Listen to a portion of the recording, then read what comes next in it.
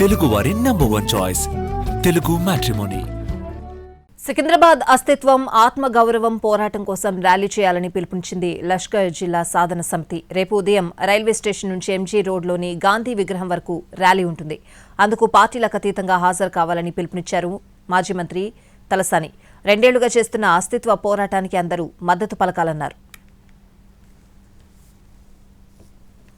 లష్కర్ సాధన సమితి అనే 2 ఏళ్ల నుంచి జిల్లా ఏర్పడాలి, కార్పొరేషన్ ఏర్పడాలని ఒక వైపున చేస్తుంటే రెండో వైపున మా అస్తిత్వమే దెబ్బకొట్టే విధంగా మీరు చేయడం అనేది దీన్ని తీవ్రంగా ఖండించడమే కాకుండా నేను పాత్రికేయ మిత్రులు కూడా మీడియా మిత్రులు కూడా రిక్వెస్ట్ చేస్తున్నా.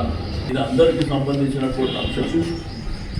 నేను అన్ని పక్షాల వాళ్ళకు, అన్ని పొలిటికల్ పార్టీస్ కూడా రిక్వెస్ట్ చేస్తున్నా, మీరు కూడా అందరూ భాగస్వామ్యం కండి. మన అస్తిత్వాన్ని కాపాడదాం.